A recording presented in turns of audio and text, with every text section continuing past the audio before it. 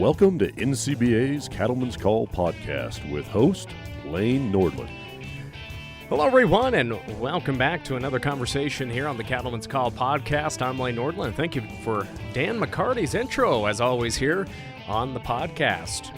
And we're pretty close to wrapping up 2022 and moving into the new year. Thanksgiving just wrapped up, and at our house, we always have beef for Thanksgiving with a side of turkey. And, of course, we have the holiday season coming up with Christmas, Hanukkah, Kwanzaa, etc. And there's no better option for families to enjoy their holiday meals than serving beef and having that at the center of our plates. And what better guest to join us here today as we talk about beef, preparing beef for our friends and family that are going to stop by for our holiday meals. We're joined today by NCBA chefs Steve Wald and Alex Reitz. They're joining us here today, just a few steps away from the NCBA Culinary Center. And Alex, I'll start with you. How are things going as we get close to our Christmas holiday? Hey, Lane. Thanks for having us. Thanks for having me on here today.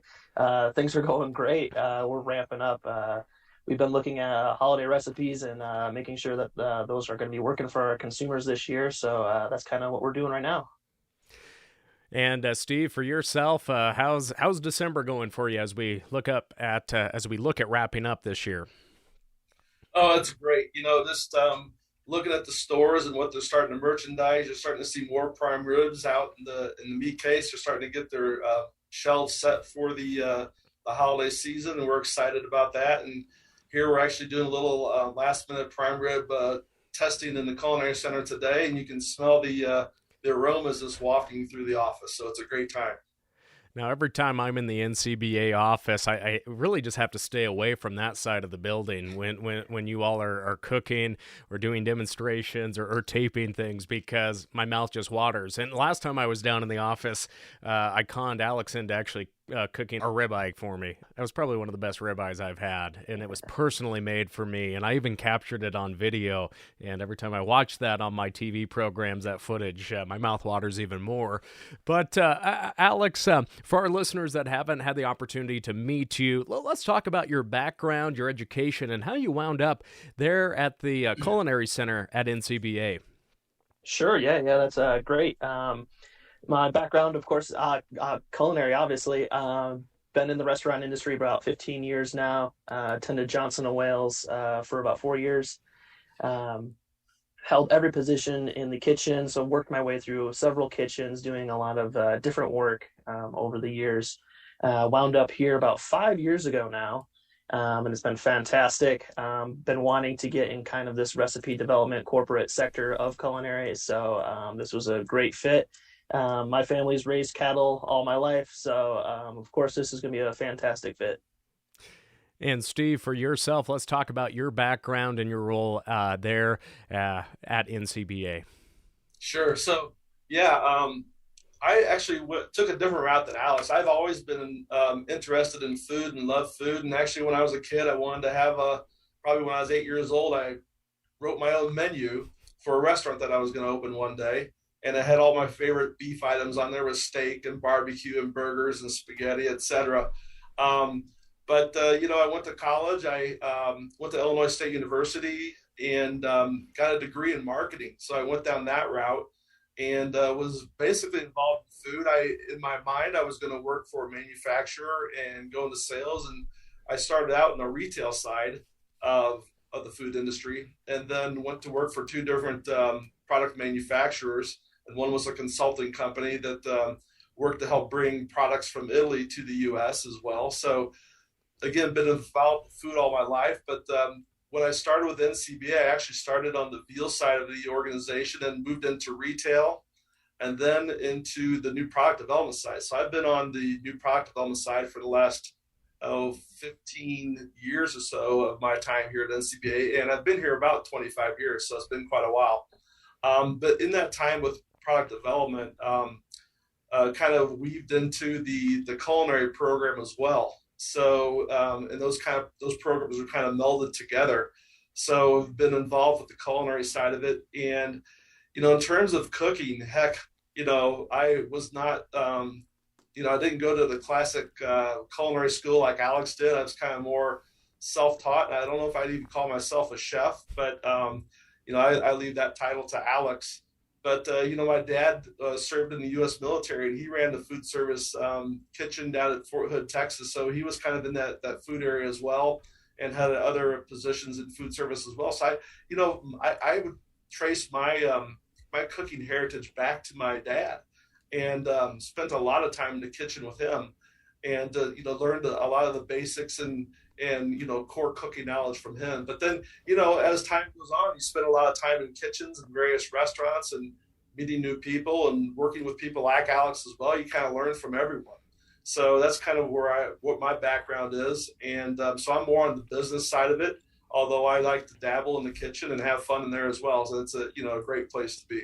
For our listeners that haven't had the opportunity to go to the NCBA office in Denver and see the Culinary kitchen firsthand, Alex, could you just describe the setup of the kitchen? It's truly right when you walk into the doors of the office. It is right there, because obviously we are looking for beef. We're looking for beef. It's what's for dinner. Well, let's maybe try to paint a picture for our listeners of what the Culinary Center looks like and what are the activities that go on in there day in and day out. Sure, yeah. You described it so well. It's the center right there. As soon as you walk in, it's front and center. It's right there. It's a great focal point. The kitchen's actually, we can break it out into two sections. So the first section that everybody sees when they walk in is our consumer side. We do a lot of video shoots in there. They might recognize the backdrop. It says Beef It's What's for Dinner on the wall. It's massive. And it's set up to look just like a consumer's kitchen. It looks super modern, kind of got a farmhouse kind of look to it a little bit, country feel. But as you dive deeper into it, there's a whole bunch of cooking equipment. Everything a consumer could ever want is on that side. My wife comes in here and she's like, this is my dream kitchen, because there's literally everything in here.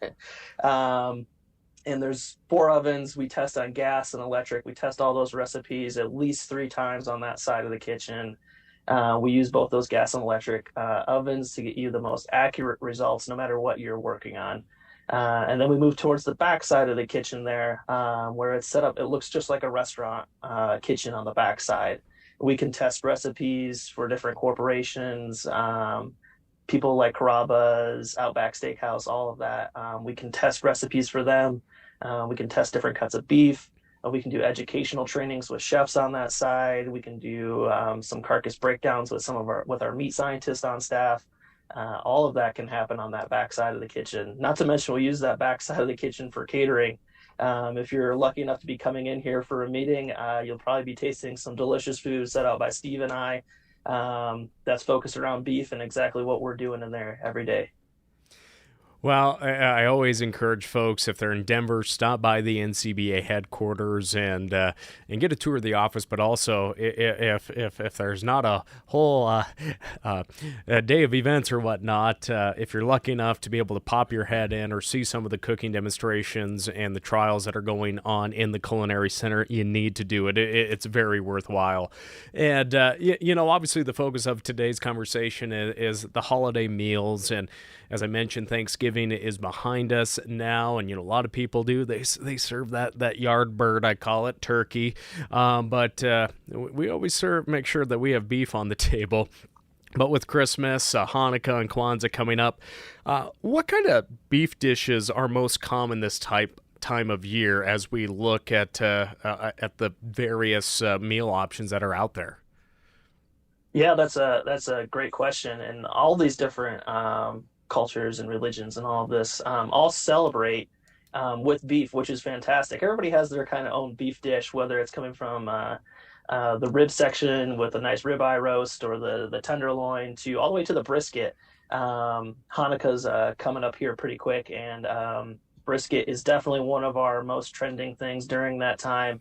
A nice slow cooked brisket is fantastic. Kwanzaa, as you said, fantastic as well. I know some people that celebrate Kwanzaa, and they always cook beef shanks, slow roasted beef shanks.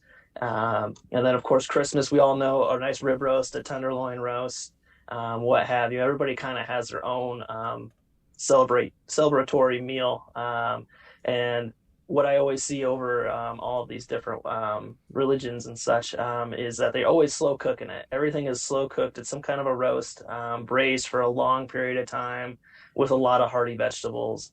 And that's just super comfort food, no matter what you're celebrating. No, very true. And beef is my comfort food, no doubt. And you look back to over the years, there's always so many dishes that families that are so traditional to have on the holiday meal table. Tell us more about the holiday meals that have changed over the decades. What dishes were popular 2 to 3 decades ago versus today when we're looking at these different sides or main courses? Yeah, that's a great question. I mean, you've heard the old saying, the more things change, the more they stay the same. And that's a little bit true. But, things have changed over the years. I know, like, when I was younger, I mean, there were, and especially working in retail in the, say the 1990s, prime rib was a big thing. And, of course, beef tenderloin. But, and you still see a lot of this today in terms of sirloin roast and strip loin roast and other roasts, like, and rump roast is a big one as well. But those were probably pretty common back then. And I think things, it's just a different time.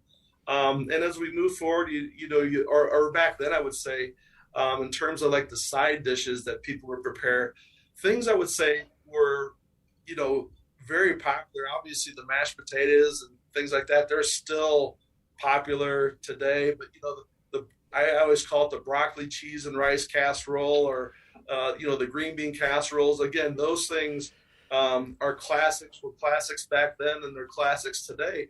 But as you go forward in time, you start to see a lot more things, new twists on things. Instead of just steamed Brussels sprouts, it's the crisp Brussels sprouts. The kind of the candied Brussels sprouts.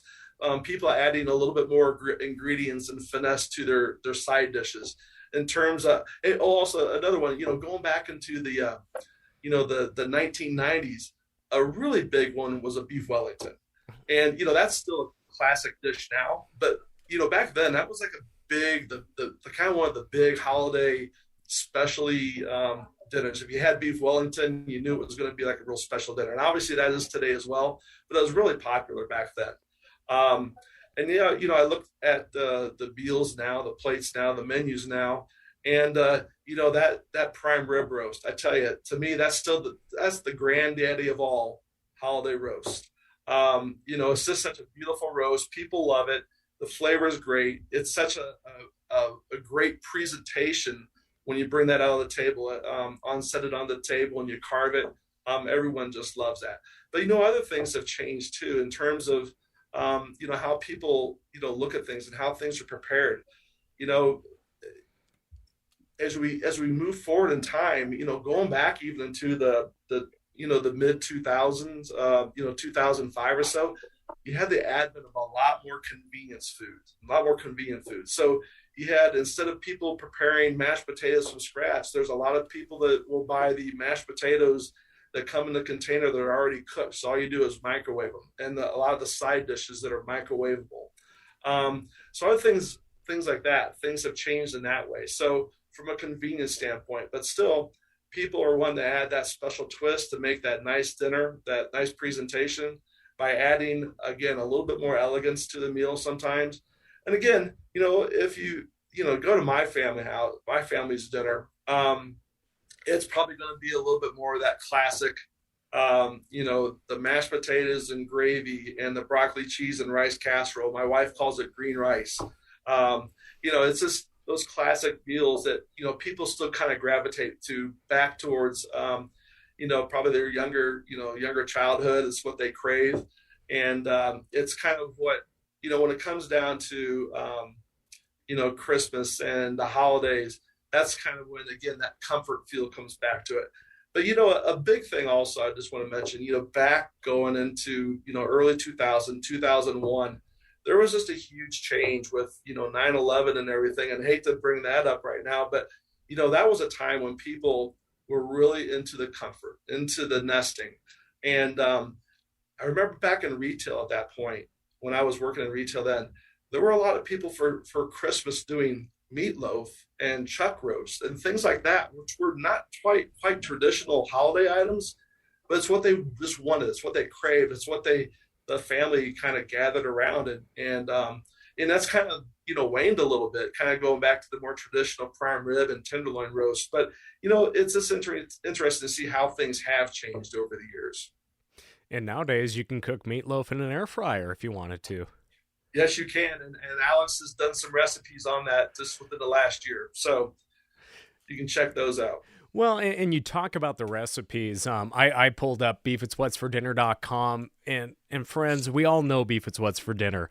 It's such a great promoter of beef, but it's not just promoting beef, it's educating consumers who are cooking beef. And I'm one of those consumers. I love to cook, but I don't remember what temperatures need to be other than when I'm cooking a steak or whatnot, but how long, how many pounds. And that's what I love so much about the work that you all put into these recipes. Last year, I cooked the pistachio crusted beef rib roast. That's what we did.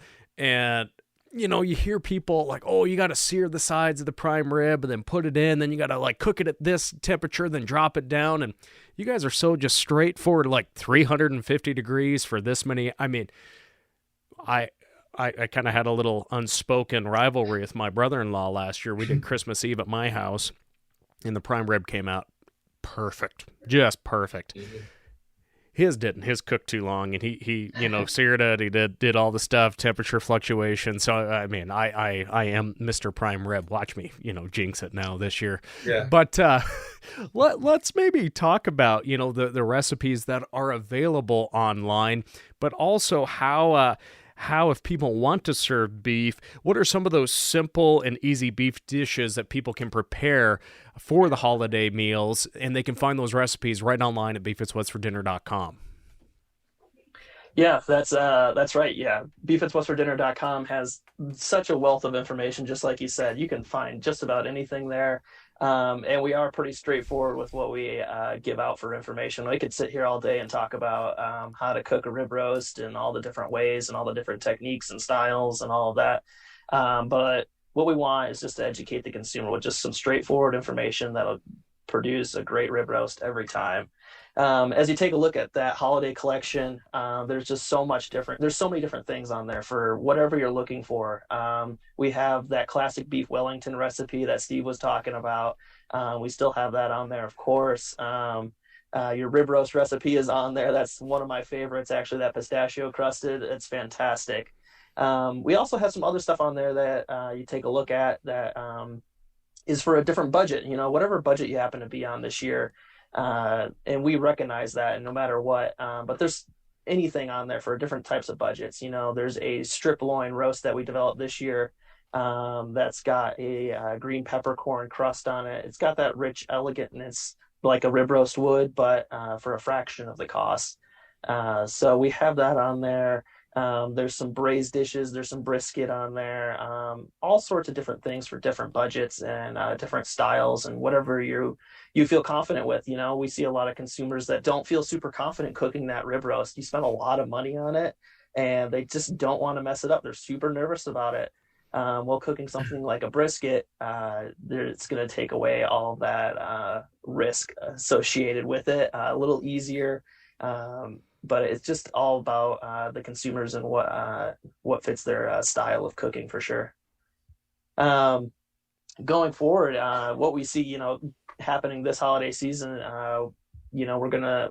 we see that consumers are still going to be wanting to buy those tenderloins, those rib roasts, and that's fantastic. And like I said, we have something on there for anybody's budget. So no matter what your budget is this year, you can make that. Even if it's just ground beef, we have that air fryer ground beef on there this year. You can show your relatives that maybe bought you an air fryer last year, hey, look what I can cook in this year. And you can make that fantastic meatloaf or something like that for them as well. And, you look at these recipes and like I was talking about when you just cook those rib roasts at 350 degrees. And I'm jumping into the weeds on this because I truly am curious. You all have spent so much time testing these and getting them fine-tuned so consumers have that enjoyable meal every single time when it comes to beef being at the center of their plate. Could you walk us through why you just consistently cook that at 350 degrees and don't go with the Reddit recipes where they want you to do this and that and everywhere in between? Can you share the science behind that? Yeah. And it's more so just finding that temperature. Most consumers don't want to cook something really on high heat. They're scared to cook something at 400, 475, whatever it happens to be. There's just so much more risk involved with that. And I agree, things can get out of control real fast, right? That 350 is a safe temperature. It goes low and slow at that temperature, making sure that rib roast, cooks evenly and it's consistent all the way through. We test these, like you said, every year. We go through and we just retest them, even if it's been on the website for 20 plus years, just to make sure that it's still working, that you can still cook that rib roast at 350 and it'll take between, 2-3 hours, depending on the size and all of that. And then we test, bone in, boneless, no matter what you're cooking, you'll be able to cook that consistently. And that's always been a challenge over the years. We don't know what consumers are working on. We can figure it's either gas or electric, but there's also a lot of other things to take into account, temperature in the room and all of that, and what they're doing, the size of the roast, what the roast looks like, the quality grade, all of that is factored in. So it's a lot to wrap your head around, but we've taken that all out. We've made it easy. We've made it consistent for consumers, and they're going to appreciate that consistency for sure. One of the biggest things that I see with consumers is go out and buy yourself an oven-proof thermometer. I feel most consumers do not have one. They're opening that oven door 1,000 times and sticking it with like this little probe thermometer and waiting, and it's just losing heat out of the oven. You can pick up an oven-proof thermometer for like $20-$30. You stick that right in the rib roast, right in the oven. It's safe to go in the oven. And then you can monitor that temperature outside the oven. You don't have to open the door or anything like that. And once it reaches that temperature that we tell you to on Beef It's What's for Dinner, go ahead and pull it out at that temperature, let it rest just like we say to, and then go ahead and slice it up, and it'll be consistent every time. That's what we're doing in here. That's what I encourage you guys to go out and do at home. But definitely oven-proof thermometer is that gadget that a lot of you don't have, but you definitely need it. So if you've bought an oven-proof thermometer for a family or friends, let them open it before they cook the meal. I'm just going to encourage everyone to do that. And on another side note, we got a new oven this fall, and I was so excited that it had the internal plug-in for the temperature probe, and it just shows up right there, and it seems to be pretty dang accurate on that part. So, but I'm still going to put a traditional thermometer in there just in case that little, it looks like a guitar jack pickup inside the oven there. Kind of scares me when you put rubber in there, but but when we look at, Steve was talking about those trends and just how families have had different options and sides. And you both have mentioned it, cost is always on people's minds. We're always we're always aware of consumers' budgets. So when we've seen these changes in consumer habits and what they are serving during holiday season, is cost kind of the driver in that, or is it a change in taste or new recipes or innovations? What are your thoughts on that? Yeah, that's a really good question. I would say it could be a little bit of both. It depends on, the time as well. I mean, with the economy, it's been, somewhat cyclical, but as a rule, personal incomes and disposable incomes have increased. And, the relative price of beef is still relatively low. You go back to years and years and years ago, well before I was born, the cost of protein was actually pretty expensive in terms of a person's disposable income. And now it's the percentage of that income is so much less in terms of how much they're spending on food. So cost is certainly a part of it. And, there was times in the 90s and, 2008, 2009, when, we had the housing market and, the crash and various things where, it puts a bite into people's pocketbooks for sure. So cost is certainly a part of that. But I would say the other thing too is that, people are starting to, just wanting to experience new things with the advent of all the, the celebrity chefs and the food shows and people getting new ideas and, new recipes to serve. I think a lot of it has to do with that and trying to just make, especially that Christmas meal, that holiday meal, as special as possible. So I think it has, it's just a mix of things. And in terms of, the product, I think when it comes to the holidays, most people are going to stick with, more traditional meat cuts, nothing too fancy in terms of, pre-cooked products or anything like that. So I think they're still sticking to the traditional cuts. And if you, if you're going to go, looking for that rib roast during the holiday season, you got to check those store ads because that's when they're really going to run the hot deals on beef roast, whether it's going to be, especially the prime rib. Usually that's going to be one of the lead features, but it's, with the New York strip or the strip loin, tenderloin and, sirloin roast, etc. You're going to see good pricing. So really, as Alex said, there's a cut for everyone. So I wouldn't look at price so much. I think it's really, what is it that you want? What do you want to serve? And, of course, what's going to fit your budget? But there's, again, a cut for everyone, a price for everyone. And so we've really got it covered with a lot of great recipes and a lot of good alternatives for cooking. Well, and as I mentioned earlier, when you have that recipe right in front of you, and if you can follow those directions pretty closely, you're going to have a good meal out of just following those instructions. You all do the hard work, and you also get to enjoy that at the end of the day too. But if you can just follow those instructions, it makes cooking so much easier. It takes that stress of the holidays off as well. Mm-hmm. And but with that, we have all the directions there.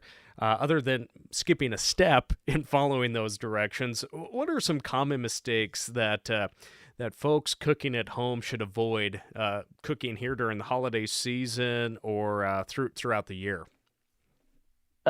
Just like I said a little bit ago with that oven-proof thermometer, that's the most common mistake.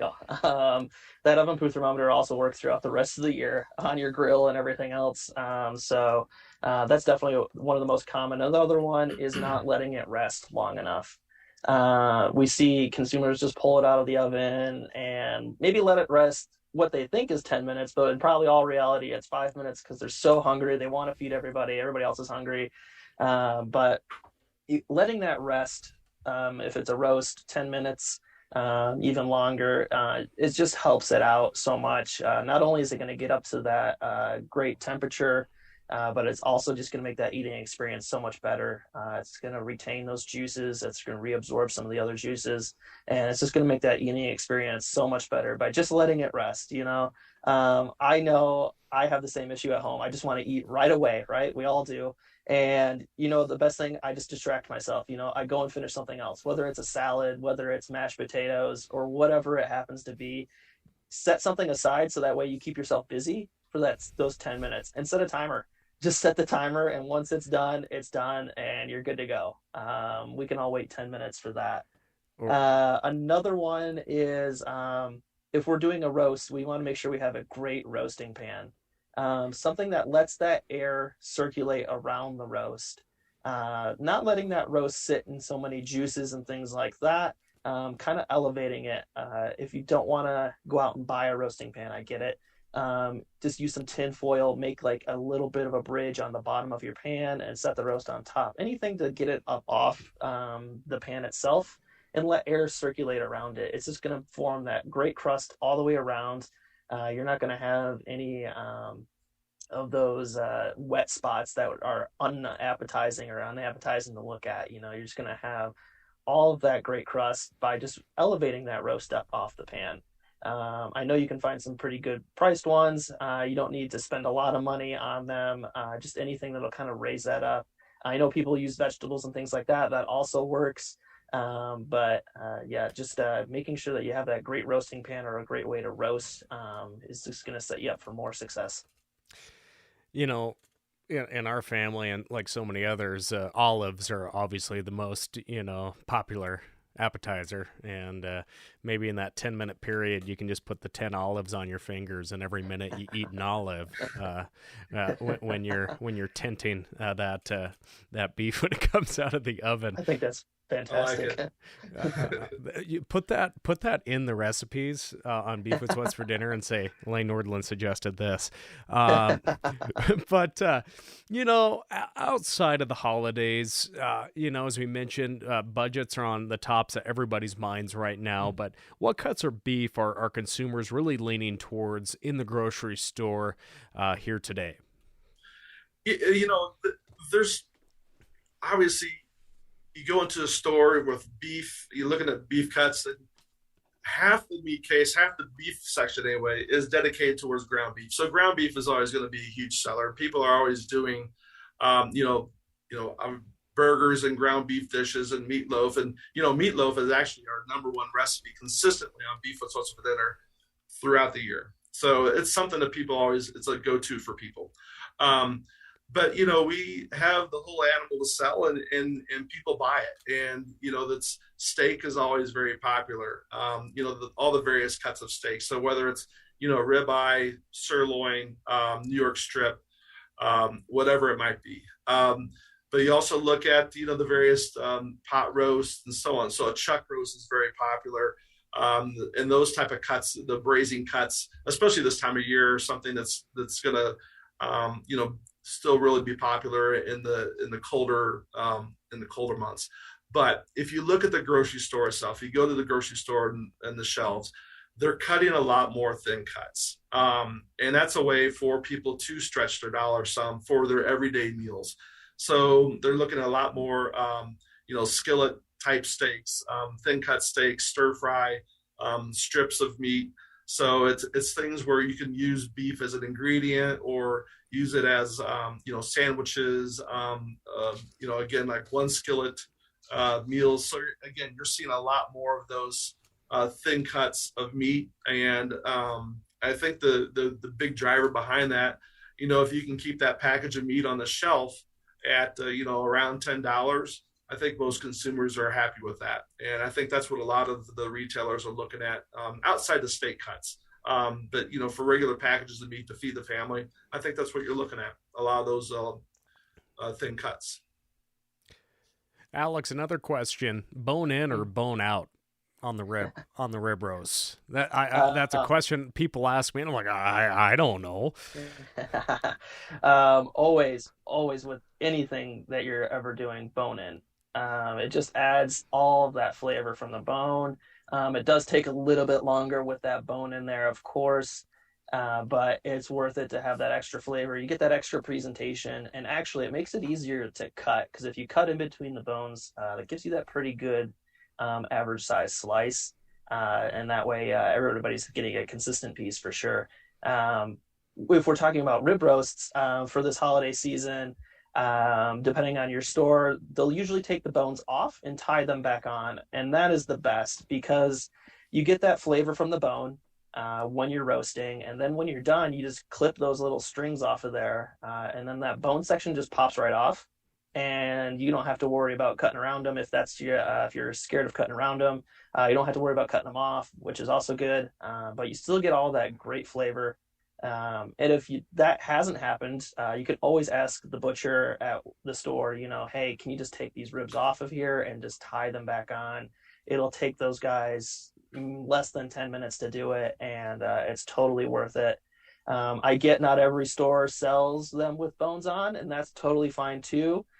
Just look around for your price, your quality grade, whatever you guys want, and make sure that you do that. But for my recommendation, always bone in.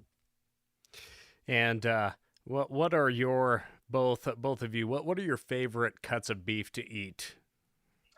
Yeah, that's a great question, and that changes very seasonally for me, at least. Definitely during this time of the year, I love a rib roast. That's what my family serves during this time of year. Growing up, we always had beef for Christmas around this time. I was telling Steve about this the other day. We would always have some kind of beef. When we were kids, it was more of a roast style, less expensive cut, but now it's more of a rib roast. So that's definitely this time of year. In the summertime, I like to take that and just cut that into a steak. I like a good ribeye steak. It's fantastic. Depending on the market, tri-tip is also one of my favorites. It's super versatile as a steak. You can smoke it, you can roast it. There's so many great things you can do with that tri-tip. And then my last of my favorite cuts, because I have so many, I couldn't just pick one for you, Lane. Skirt steak is definitely one of my favorites. It's super good, super quick. You can pair that with just about anything. And then it always works great marinated. So I just get that in the fridge the night before and marinate that up. Steve? Yeah, I mean, Alex covered a lot of the, my favorite cuts as well. I mean, so I would have to say, for the holidays, that standing rib roast, the bone-in rib roast, cooked to a nice medium rare, is my go-to cut for the holidays for sure. But looking outside of just the holidays, I love pot roast, a nice braised, slowly cooked, slowly braised pot roast. Because there's so much you can do. This is the classic, pot roast with, your carrots and potatoes. But one of my son's favorite meals for me to make him is I take pot roast and make beef and noodles out of it. And but also with the pot roast, it's so versatile. You can cook it and braise it and shred it for, tacos and barbecue beef. It's just so very versatile. So I love that cut. And then another favorite cut of mine is short ribs. I just love the richness of that. And, when I'm talking about short ribs, Alex was talking about the, bone in or boneless. I love that bone in short rib. You just get that nice flavor after you're braising that for several hours, that flavor from the bone and it goes into the broth. It just develops such a nice, rich flavor and actually a texture from that bone as well. You get that comes out into the sauce. It just has a really nice mouthfeel with that, and just the flavor of those short ribs from the chuck are just a wonderful. I really can't even describe it. Just a wonderful eating experience for me. And in the summertime, I love that ribeye steak. The New York strip is good as well, but the ribeye is my go-to. And honestly, to me, just having a nice grilled burger, cooked nice medium doneness on a toasted bun with your favorite toppings, to me, a burger is one of my favorite things as well. Do you guys ever get tired of eating beef? Never. Absolutely not. I mean, it's funny. I've been asked that once or twice before.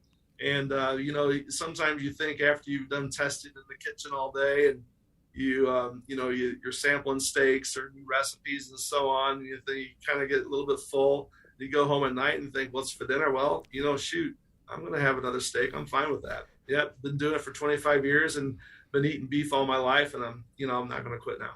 Yeah. There was only one correct answer to that last question. You set us up. But and I'll for our listeners, a ribeye is my go-to, just a day in and day out, medium rare. Well, yeah, ribeye all day long. And for our listeners that are out there and they're thinking, oh gosh darn, I need to check out beefitswhatsfordinner.com/recipes. Do it. Go check it out. They have their classic holiday dinner selection, and it's so great because when you look on the recipes, it actually pulls up your local grocery store. Say if you don't have those ingredients, they can put that in your cart and they can take care of it. But it also has the types of wines that you should pair with the meal that you're preparing as well. And, if you just really want to knock the socks off of your mother-in-law and they're coming over for Christmas Day, Christmas Eve, or whatever holiday that you will be participating in, go there, follow the directions, and she'll be raving about it for years. So that's what I do. I go to beefitswhatsfordinner.com, not just to impress my mother-in-law, but for everybody that I cook for, even myself. Sometimes I'm like, ooh, Lane, I didn't think you can do it that good, but I did, thanks to beefitswhatsfordinner.com. But gentlemen, any last thoughts here as we get ready for the holiday season, or anything you would just like to share with our listeners? Go out there, find that delicious roast, whatever it is for your budget, whatever it is you're celebrating. Go out there, find that delicious roast or that delicious cut of beef, whatever it happens to be. Just like you said, go on to Beef It's What's for Dinner. Take the guesswork, take it all out of there. We got delicious side dishes and appetizers and everything. You can basically plan a whole entire meal from Beef It's What's for Dinner. So there's no reason why you need to sit down and think about this for weeks on end. Just go on to Beef It's What's for Dinner, get all that information, make that perfect rib roast, impress your guests, impress your family, and just have a great holiday. Yeah, and if I had to add anything to that, I think that, you think about that rib roast or any of those oven roasts that we're talking about. In reality, the roast is one of the easier things to cook. I know it sounds intimidating. It looks intimidating, but really you're seasoning it up. You're putting it in that 350-degree oven. Most of our roasts cook at 350 degrees. A couple don't. But, go to beefwithwhatsfordinner.com, look at the cut you want, find that temperature, season it, use that instant read thermometer, the oven-proof thermometer that Alex was talking about, and pull it out just a little bit before, 10 degrees less than what you wanted that final temp to be. Let it rest, and you're going to have a good meal. Again, beef, it's what's for dinner and for the holiday season. And, if you need some great ambiance, you can put the drool log on the TV as well here. That's available on the Beef is What's for Dinner YouTube page as well. So make sure and put that drool log on as well every single night of the holiday season. All the days leading up to Christmas, if that's what you're celebrating, put the drool log on. It's very worthwhile, and it'll make you want to cook more than just one rib roast. I want to use the correct terminology nowadays because most of us aren't buying prime when we're cooking those rib roasts. But I would like to thank NCBA chefs Steve Wald and Alex Reitz for joining us here today. Thank you, gentlemen, for joining us. Yeah, thanks, Lane. Thank you. Well, friends, that will do it for our Cattleman's Call conversation here today. Thanks for joining us, and happy holidays. I'm Lane Nordlund. Thanks for tuning in to NCBA's Cattleman's Call podcast with Lane Nordlund. For more information, visit ncba.org and make sure to subscribe to the podcast today.